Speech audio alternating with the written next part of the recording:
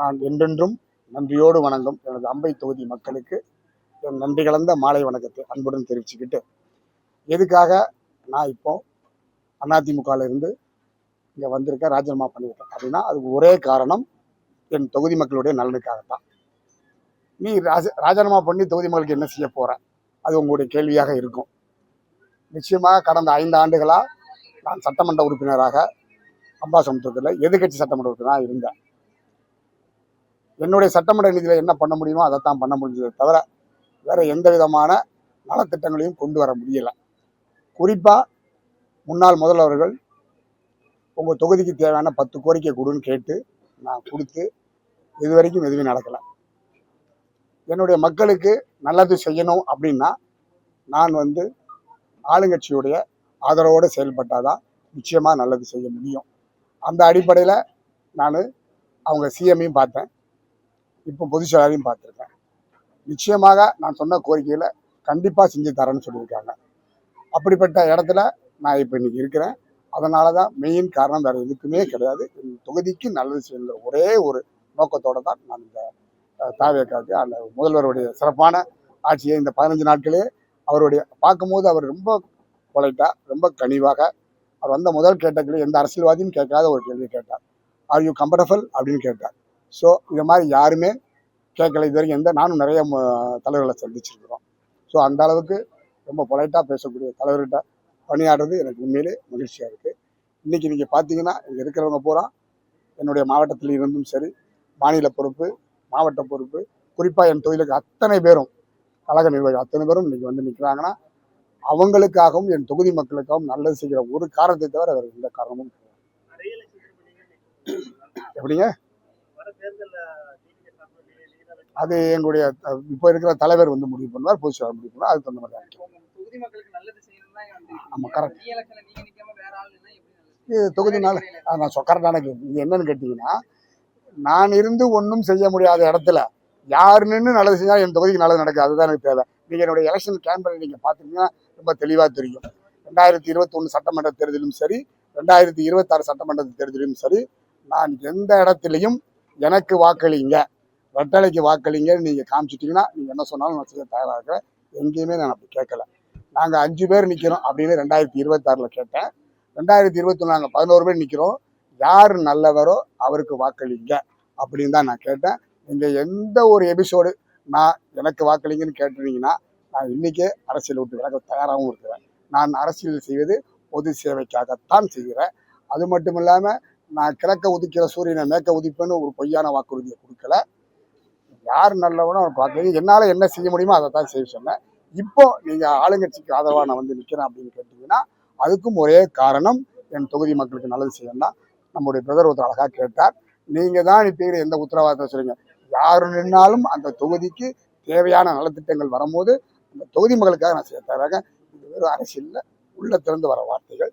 அதே மாதிரி நான் கேட்டது, இதுவரைக்கும் நான் எந்த விதமான கையூட்டும் பெறவில்லை, இனிமேலும் பெறமாட்டேன் அப்படின்னு சத்தியம் பண்ணி தான் அவங்ககிட்ட கேட்டுருக்கேன். அந்த அடிப்படையில் தான் நான் என்னுடைய செயல்பாடு செஞ்சுட்டு இருக்கேன். ஆமா,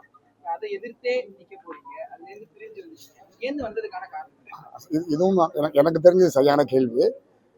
என்னை எடுத்து வளர்த்து இன்னைக்கு உலக தமிழ்நாட்டுக்கு தெரிய வச்சது புரட்சி தலைவர் என்று புரட்சி. நான் 84 புரட்சி தலைவர் இருக்கும்போதே என்னுடைய கல்லூரி காலத்தில் மாணவர் பேரவத்தில் இதே அதிமுக சார்பாக நின்று வெற்றி பெற்றேன். 84 வெற்றி பெற்றதுக்கு அப்புறம் 2011 தான் நான் அரசியலுக்கு வரேன். ஏன் அப்படின்னு கேட்டீங்கன்னா, உழைச்சி சம்பாதிச்சுட்டு தான் அரசியலுக்கு வரணுங்கிற ஒரே குறிக்கோளோட தான் நான் உழைத்து சம்பாதித்து தான் நான் வந்திருக்கிறேன். நீங்கள் கேட்ட கேள்வியை விட்டு நான் மாறி இருக்கிறேன்னா அது மாறலை. ஏன் வரேன் அப்படின்னு கேட்டிங்கன்னா, 2011 அம்மா என்னை அடையாளம் காட்டுறாங்க.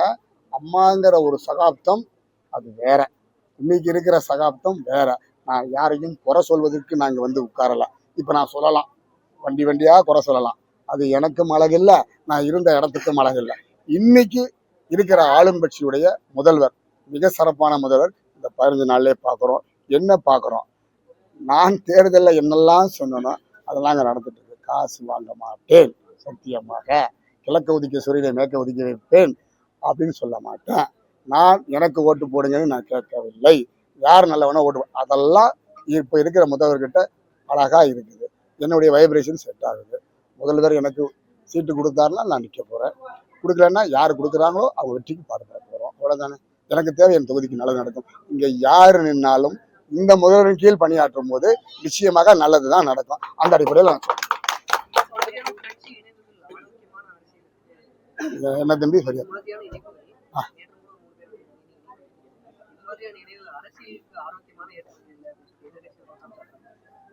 நீங்க கோச்சிக்க கூடாது. ஒரு பழமொழி தான், அதிகமான பழமொழி தான். இருந்தாலும் என்ன யாரை விமர்சனம் பண்ணாலும் கவலை இல்லை. ஓனா நனையுதுன்னு ஆடு நனையுதுன்னு ஓனா வருத்தப்படுமா? அவங்கவுங்க வேலையை அவங்க பார்த்துட்டு போவாங்க, அது அவங்க பாடல். இப்போ இதை என்ன ஆரோக்கியம் இல்லையா? இதே மற்றவர்கள் செய்தால் ஆரோக்கியமா? நாங்கள் என்னங்க தப்பு நீங்கள் சொல்லுங்க. இப்போ நான் சேர்ந்த என்ன மட்டும் நான் சொல்கிறேன், என் மேலே என்ன குற்றம்னு சொல்லுங்க. யார்கிட்டயாவது நான் வாங்கியிருக்கேன், போயிருக்கேன், இந்த கட்ட பஞ்சாயத்து பண்ணுங்க நீங்கள் சொல்லுங்க. அரசு விட்டு விளக்குறேன், உறுதியாக விளக்குறேன். நான் என்னுடைய சகோதரர்கள் பிரஸ் முன்னாடி தைரியமாக சொல்கிறேன், சொல்லுங்கன்னு சொல்கிறேன். நான் இப்போ இருக்கிற முதல்வர் நன்றாக செய்வார் அப்படிங்கிற நல்ல எண்ணத்தோடு நம்பிக்கையோடு அவரோட பயணிக்க நான் தயாராக வந்திருக்கிறேன். நாங்கள் சேர சேர வரதெல்லாம் யார் வந்திருக்கான்னு பாருங்க, அவங்கள்ட்ட கரப்ஷன் இருக்கான்னு பாருங்க. என்கிட்ட கரப்ஷன் இருக்குன்னு நீங்க சொல்லுங்க, என்ன சொன்னாலும் கேட்டு போறேன். அப்படின்னா உண்மையிலே நானும் நைட்லாம் கொஞ்சம் யோசிச்சு பாக்குறேன். குதிரைன்னா என்ன, பேரம்னா என்ன தம்பி, உண்மையிலே எனக்கு தெரியல. அப்படின்னா என்னது, காசு கொடுத்துட்டாங்களா? ஆமா, யூகத்துக்கு நான் பதில் சொல்ல முடியாது. முதல்ல இது காழ்ப்புணர்ச்சியில் சொல்லப்படுகிற ஒரு குற்றச்சாட்டு. இந்த குற்றச்சாட்டுக்கு என்கிட்ட பதில் கேட்டா, குதிரையே தெரியாத என்கிட்ட போய் குதிரை பேரத்தை பத்தி கேட்டீங்கன்னா எப்படி என்னால் பதில் சொல்ல முடியாது? எனக்கு அது தெரியவே தெரியாது. ஏன்னா இது யாருக்கு தெரியும் குதிரை பேரம்? குதிரை பேரம் ஏற்கனவே நடத்தியவர்களுக்கு குதிரை பேரத்தை பத்தி தெரியுமே தவிர என்ன மாதிரி இந்த குதிரையும் பேரமும் தெரியாதவங்களுக்கு கேட்டீங்கன்னா விஷயமா தெரியாது.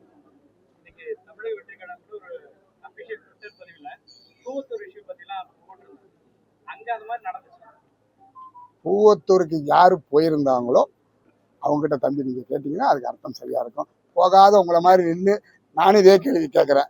அந்த இடத்துல நான் கேட்கறேன், பூவத்தில் அப்படி நடந்துச்சா? அதுதான் தம்பி எனக்கும் தெரியாது. எனக்கு தெரியாது பூவத்தில் நடந்ததா இல்லைன்னு எனக்கு தெரியாது.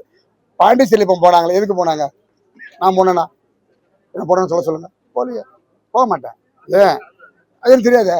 நான் போனதே எனக்கு தெரியும். நான் போகலை, எனக்கு தெரியாது. நடந்துச்சா நீங்க விசாரிங்க. உங்களுக்கு எல்லா ரைட்ஸும் இருக்கு, நீங்க விசாரிக்கலாம். நீங்க உள்ள பூந்து வெளியே வர ஆட்கள், கரெக்டு தானே? நாங்க அப்படி கிடையாது, கரெக்டு தானே? உங்களுக்கு தெரியாத குதிரை பேரை எப்படி எங்களுக்கு தெரிஞ்சிடும்? நான் போன தடவை சட்டமன்றத்தினுடைய எதிர்கட்சி, இந்த தடவை சட்டமன்றத்தில் எதிர்கட்சி. போன 5 ஆண்டுகள் ஒண்ணுமே செய்யல. அது குறிப்பா நேற்று நாம் இன்னைக்கு சிஎம் சாரை பார்க்கும்போது கூட ரொம்ப ரொம்ப பொறுமையாக நம்ம தொகுதிக்கு என்ன வேணும்னு தான் முதல்ல கேட்டார். இப்போ இருக்கிற நம்ம பொதுச் செயலாளர் பார்த்தோமே, அவரு இன்னும் அதுக்கு ஒரு படி மேலேயோ கீழேயோ போய் உங்கள் தொகுதிக்கு என்ன வேணும், இங்கே அடுத்த வாங்க, இதெல்லாம் நான் பண்ணி கொடுத்துறேன். அது மட்டும் இல்லாமல் மிகப்பெரிய வார்த்தை, எந்த அமைச்சரும் சொல்லாத வார்த்தை சொன்னார். உங்கள் கூட ஒரு அமைச்சரை கொடுத்து விட்டுறேன், எந்தெந்த உங்கள் தொகுதிக்கு தேவையோ அதை செய்யறதுக்குத்தான் இந்த அரசாங்கம் அமைஞ்சிருக்கு, எங்களை நம்பி நீங்கள் வந்திருக்கே, கண்டிப்பாக செய்யணும்னு சொல்லியிருக்காங்க. அப்படிப்பட்ட நேரத்தில் இந்த இயக்கத்தோடு நான் சேர்வது சரியா தவறான்னு தயவு செய்து எனக்காக ஒரு கேள்விக்கு நீங்கள் பதில் சொல்ல முடியுமா? நான் சேர்ந்தது சரியா தவறா? இல்லை, நான் இந்த கேள்விக்கு நீங்கள் பதில் சொல்லுங்க, அப்புறம் நான் பதில் சொல்கிறேன். இந்த கேள்விக்கு நீங்கள் பதில் சொல்ல, அப்புறம் நான் சொல்கிறேன். தம்பிகளா, அண்ணன் யாரும் இருக்க மாட்டீங்க. தம்பிகளா, நான் சொன்னது கரெக்டாக இந்த இயக்கத்தில் நான் சேர்ந்தது சரியா தவறா? ஏன்னா எனக்கு இந்த இயக்கத்தில் சேர்ந்தால் என் தொகுதி மக்களுக்கு தேவையான கோரிக்கைகள் உடனடியாக நிறைவேற்றி தருவேன்னு சொல்கிற முதலமைச்சரும் பொதுச் செயலாளர் அதுக்கு ஒரு படி மேலேயோ கீழேயோ போய் நான் உங்க கூட ஒரு அமைச்சரே போட்டு செஞ்சு தருவேன்னு சொன்ன இந்த இயக்கத்தில் நான் சேர்ந்தது சரியா தவறா? அதான் நீங்க ஒரு பதில் சொல்லணும்ல. நீங்களே கேள்வி கேட்டா எப்படி அர்த்தம்?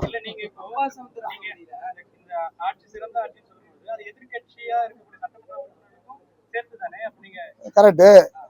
நம்ம ஊர்ல ஒரு பழமொழி உண்டு, வாய் உள்ள புள்ள பொழைச்சிக்கும் அப்படின்னு. கடந்த 5 ஆண்டா நான் வாய் இருந்தும் முதலமைச்சர் சட்டத்தின் கீழ் உங்களுக்கு தேவையான 10 கோரிக்கைகளை கொடு அப்படின்னு கேட்டு நான் கொடுத்து, இதெல்லாம் ரெக்கார்டு இருக்கு. அவர் கேட்டதுக்கு நான் கொடுத்ததுக்கு ரெக்கார்டு இருக்கு. ஒரே ஒரு திட்டத்தை கூட நிறைவேற்றலாம். அப்படி இருக்கும்போது இப்போ நான் எதிர்கட்சியா இருக்கிறேன். அப்போ நான் ஒரு பக்கத்து வீட்டில் போய் நான் தண்ணி குடிக்கிறது எப்படி, என் வீட்டில் தைரியமா நான் தண்ணி குடிக்கிறது எப்படின்னு கேட்டீங்கன்னா, ஏன் தண்ணி குடிக்கிறதுக்கு இல்லை, என் மக்களுக்கு தண்ணி கொடுப்பதற்காக நான் சொல்றேன். இல்லை, இப்போ நான் எனக்கு ஒரே கேள்விக்கு நீங்க பதில் சொல்லவே மாட்டீங்க. நான் சேர்ந்தது சரியா தவறா? சொல்லக்கூடாதோ? ஏன் சொல்லக்கூடாது? நீங்க மட்டும் அது எப்படி நீங்க மட்டும் கேட்கலாம், நாங்க சொல்லக்கூடாதா? ஏன்னா எனக்கு அரசியல் அப்படிதான். நீங்க அப்படி திரும்பி நீங்க சொல்லுங்க பாப்போம். 65,500 ஓட்டு போட்ட மக்கள் தமிழக வெற்றி கழகம் வேணான்னு தான் இரட்டைலைக்கு உங்களை தேர்ந்தெடுத்தாங்க. நான் போய் சொல்லிடுறேன், நீங்க கேட்க நான் போய் சொல்றேன். அது நீங்க மட்டும் தான் கேட்கணுமா? சொல்லுங்க. 65,500 மக்கள் தமிழக வெற்றி கழகம் விசில் வேணான்னு சொல்லிதான் இரட்டைலையில உங்களை தேர்ந்தெடுத்தாங்க. இப்ப திடீர்னு ஒரு மாசம் கூட ஆகல, அதுக்குள்ள துண்டை மாத்தி சின்னத்தை மாத்தி தேர்தல் அடிக்கும் போது அந்த மக்கள் உங்களை அப்படியே ஏத்துக்கொள்வாங்கன்னு எப்படி சார் நம்புறீங்க? ஒரே ஒரு கேள்வி தம்பி, உங்க பேரை நான் தெரிஞ்சுக்கலாமா? வீரகுமார் தம்பி, நீங்க ஒரு கருத்து தப்பா சொல்லிட்டீங்க. 65,100 பேரு தாவேக்கா வேண்டான்னு போடல, எஸ்கி சுப்பையா வேணும்னு தான் போட்டல. நீங்க தவறான கருத்துக்கு நான் பதில் சொல்லுங்க. ஏன்னா அவங்க எனக்கு வேணும்னு கேட்டாங்க. ஆனா என்ன மட்டும் நீங்க கேள்வி கேட்குறீங்க. நான் ஒரே ஒரு கேள்வி கேட்டேன், நான் சேர்ந்தது சரியா தவறான்னு கேட்டேன். எங்க சரின்னா சரின்னு சொல்லுங்க, தவறுன்னா ஒரே ஒரு கேள்வி கேட்பேன். எந்த இடத்துல நான் தவறு பண்ணேன்னு நீங்க சொல்லுங்க, நான் ஒத்துக்கிறேன். ஏன் சொல்லக்கூடாது? அப்படி ஒரு சட்டம் இருக்கா? இல்ல ஒரு நிமிஷம், அது நம்ம தம்பிக்கு சொல்லுவாங்க. ரெட்டலைக்கு விழுந்ததா எஸ்கி சுப்பையாக்க விழுந்ததாங்கிற பிரித்தாலும் சூழ்ச்சி வேண்டாம். தாவேக்கா வேண்டான்னு போடல, எஸ்கி சுப்பையா வேணும்னு போட்டாங்கன்னு சொன்ன தவிர அது ஒண்ணு கேட்டீங்களா? நீங்க சொல்ல, நீங்க கொஞ்சம் இங்க லிசன் பண்ணுங்க. நீங்க அங்க மட்டும் இதை பாக்குறீங்க. நான் என்ன சொன்னேன் தெரியுமா? என்னுடைய தேர்தல்ல எனக்கு ஓட்டு போடுங்க, ரெட்டலைக்கு ஓட்டு போடுங்க அப்படின்னு நான் கேட்கவில்லை. கடந்த தேர்தலும் கேட்கவில்லை, இந்த தேர்தலும் கேட்கவில்லை. ஆனாலும் மக்கள் எனக்கு ஓட்டு போட்டாங்க. அப்ப அதுக்கு அடுத்த ரெட்டலைக்கு போட்டாங்கன்னு எடுத்துக்கவா, எஸ்கி சுப்பையாக்கு போட்டாங்கன்னு எடுத்துக்கவா, இல்ல தாவேக்காக்கு போடக்கூடாதுன்னு நினைக்கணுமா? சொல்லுங்க தம்பி. தம்பி, நான் கேட்ட கேள்வி நீங்க பதில் சொல்லுங்க, அப்புறம் நான் பதில் சொல்றேன். நீங்க என்ன கேட்டீங்க? அப்ப ரெட்டலை வேண்டான்னு சொன்னாங்க. இல்லை, நான் அப்படி சொல்லவே இல்லையே. நான் எனக்கு ஓட்டு போடுங்கன்னு கேட்கவில்லை, ரெட்டலைக்கு ஓட்டு போடுங்கன்னு கேட்கவில்லை, நல்லவர்களுக்கு ஓட்டு போடுங்கன்னு சொன்னேன். அதனால எஸ்கி சுப்பையாக்கு போட்டான்னு சொன்னேன் தவிர தாவேக்காக்கு போடக்கூடாதுன்னு நினைச்சா நான் சொல்லலை. அப்படி நீங்க எடுத்தீங்கன்னா அது நெகட்டிவ் தாட். நான் அப்படி கிடையாது, நான் இன்னைக்கு பாசிட்டிவ். ஏன்னா இப்ப சேர்ந்திருக்க என் தலைவர் பாசிட்டிவ் ஆனாலும். நீங்க யாரும் கேள்வி கேட்க மாட்டீங்களோ? பதில் சொல்ல மாட்டீங்களா? பதில் சொல்ல மாட்டீங்களா? எது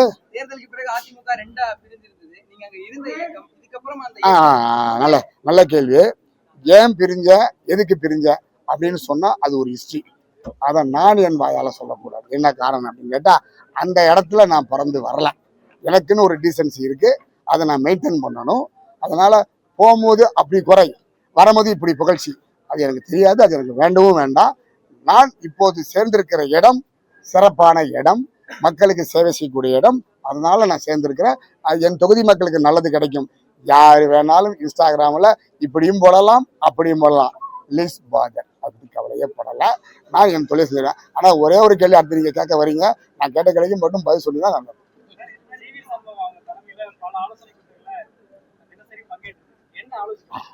இப்ப என்ன ஆலோசனை நடந்தது அப்படின்னு கேட்டா, தாவேக்காவுக்கு ஆதரவு கொடுக்க வேணுமா வேண்டாமான்னு கேட்டதுல முதல் ஆள், எங்க வேணாலும் கேட்கலாம், ஆளுங்கட்சி தாவேக்காவுக்கு ஆதரவு கொடுக்கணும் அப்படின்னு சொன்ன முதல் ஆள் இந்த எஸ்கி சுப்பையா தான்.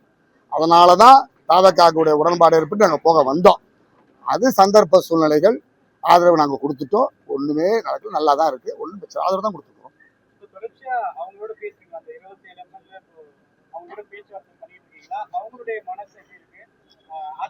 அங்க இருக்கிற எல்லாரும் என் சகோதரர்கள் சகோதரிகள் தான்.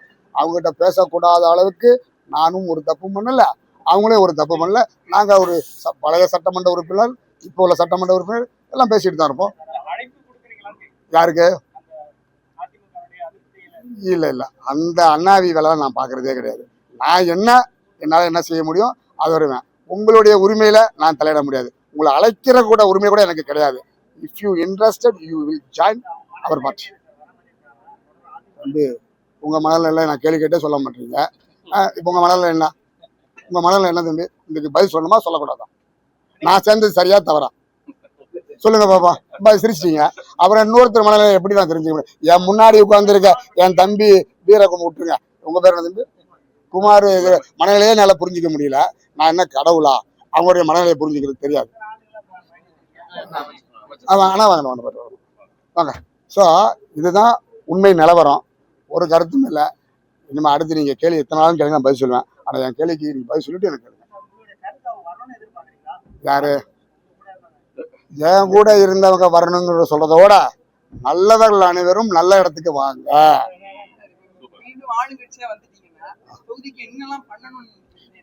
நீங்க இந்த இந்த இந்த அதுதான் இதைத்தான் என் தம்பி வீரராஜகுமார் தானே, வீரகுமார், அவர் செல்ல பார்த்துக்கிட்டு என்கிட்ட பேசுறாரா, உடனே மெசேஜ் அனுப்பிட்டான், வேணான்னு சொல்லல. அவர் நான் சொன்ன பாயிண்ட விட்டுறாரு. நான் இங்க வந்து சேரும் போது பொதுச் செயலாளரிடையும் முதல்வரிடையும் நான் வைத்த கோரிக்கை, என் தொகுதிக்கான விவசாய பூமிக்கு அத்தனை இடத்துக்கும் சிமெண்ட் லைனிங் போட்டு தரணும், கெனாலுக்கு அத்தனை நெல் கொள்முதல் கூட செஞ்சு தரணும் என் தொகுதிக்கு மணிமுத்தாறு பார்க்கை சீரழித்து அது சுற்றுலா தலம் ஆக்கணும். இப்படி ஒரு 4-5 கோரிக்கை கொடுத்தேன். சொன்ன உடனே அவர் சொன்ன வார்த்தை, நீங்க வாங்க தம்பி, மாரிமுத்து தம்பி இருந்தாரு, நீங்க வாங்க இந்த பட்ஜெட்லயே சேர்க்கிறேன்னு சொன்னவரு. அதுக்காக தான் போயிருக்கேன். இதான் உண்மை. நீங்க இனிமேல் கேள்வி கேட்க மாட்டீங்கன்னு நினைக்கிறேன். கேள்வி கேட்டாலும் நான் போய் சொல்ல நான் தயாரு. ஆனா ஏன் கேள்வி முடியும் சொல்ல மாட்டீங்க? அது என்ன அடம் முடிக்கிறீங்க? அதை பத்தி நான் கவலை கிடையாது. இடைத்தேர்தல் விட்டுங்க, பொது தேர்தல் மக்கள் பெருவாரியான வாக்குகளை கொடுத்த இடத்துக்கு போன என்னையே இந்த கேள்வி கேட்குறீங்களா? மக்களுடைய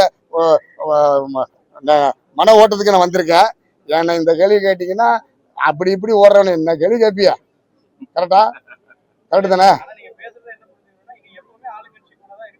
அப்படி கிடையாது. அப்படி கிடையாது. ஆளுங்கட்சி நல்ல கட்சியா இருக்கணும். இவர் செயல்பாடு நல்லா இருக்கு, நான் சேர்ந்த முதல் அஜெண்டா, எல்லாருமே ஆஃப்ல பேசுறீங்க, ஆஃப் ஹேண்ட்ல பேசுறீங்க. நான் என்ன சொன்னேன் தெரியுமா? இந்த கட்சிக்கு நான் வந்து சேரதுக்கு முன்னாடி பொதுச் செயலாளர் என்ன சொன்னார், உங்க கோரிக்கையை நிறைவேற்றுவேன்னு சொன்னார். ஆளுங்கட்சி எல்லாமே நல்ல கட்சினா அப்புறம் எதுக்கு ஆளுங்கட்சி மாறி இன்னொரு கட்சி வருது?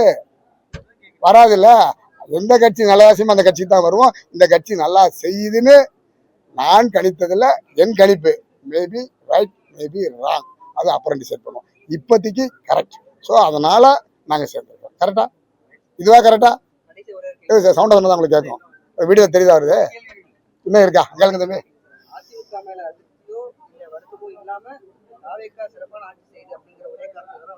ரெண்டு விஷயம். தாவேகா நன்றாக வேலை செய்யுது, நாளைக்கு அது நல்லாவே வேலை செய்யும் அப்படின்னு நல்லாவே தெரியுது. அதிமுக சரியா வேலை செய்யல அப்படின்னு என்னைக்குமே நெகட்டிவ்க்கு நான் பதில் சொல்ல மாட்டேன்னு முதல்ல சொல்லிட்டேன். அது எனக்கு தேவையில்லை. எனக்கு அது தேவையில்லை. எனக்கு எதுக்கு? இல்ல தம்பி, எனக்கு எதுக்கு? அது யாரு நல்லா செய்யற அவங்க கூட இருக்க போறேன். அவன் கெட்டவனாங்கிற பத்தி நெகட்டிவ் தாட்டுக்கு நான் போக வேண்டிய அவசியமே இல்லையா? ஏன் நெகட்டிவாவே பேசணும்? பாசிட்டிவா பேசணும். நம்ம இருக்கிற இடம் எந்த இடம்? நம்ம இருக்கிற இடம் எந்த இடம்? பாசிட்டிவான இடம். ஐ திங்க் கரெக்டா? கரெக்டா? அதனால அங்க போறேன். நான் சொல்லல, அந்த தம்பி சொன்னார். தலையாட்டார் எடுத்தீங்களா? ஒரே ஒரு இது, அன்பால் தான் என்னை தடுக்க முடியுமே தவிர யார் ஒருவரும் அதிகாரத்தில் என்னை தடுக்க முடியாது. அப்படி யாரும் தடுக்கல. அன்பிலும் தடுக்கலை, அதிகாரத்தையும் தடுக்கவில்லை. அது என்னுடைய இஷ்டம். நானா நின்று, நானா ஜெயிச்சு, நானா வரேன். இதுக்கு நானாங்கிற திமிரில் இல்லை. அது என்னுடைய மக்கள் இங்க இருக்காங்களே, அத்தனை பேர் உழைப்பு. நாங்கள் வந்ததுக்கு காரணம், இன்னொரு முக்கியமான காரணம், என் தம்பி, என் அண்ணன் நம்ம கடந்த 5 ஆண்டு மிக கஷ்டப்பட்டுட்டோம். அதாவது நம்ம தொகுதிக்கு செய்ய முடியாமல், இப்போ மாதிரி நம்ம தொகுதிக்கு நல்லது செய்யணும், அப்படி ஒரு முடிவு எடுங்கன்னு கேட்டேன். இங்க வந்திருக்க அத்தனை பேரும் கட்சியுடைய நிர்வாகிகள். இவர் அமைப்பு செயலாளர், இவர் கொள்கை பரப்பு செயலாளர், தம்பி அமமுக வந்திருக்கார். இப்படி நிறைய பேர் இங்க எதுக்கு போற ஒவ்வொருத்தரும், இவர் மாவட்ட துணை செயலாளர், ஒன்றிய செயலாளர், மாவட்ட இளைஞரணி, அப்படி நிறைய பேர் என் தொகுதிக்கு அத்தனை பேரும் வந்திருக்கோம். ஸோ இவங்களுடைய செயல்பாடு தான் செல்வேன். நான் ஒரு கேள்விக்கு பதில் சொல்லல. இந்த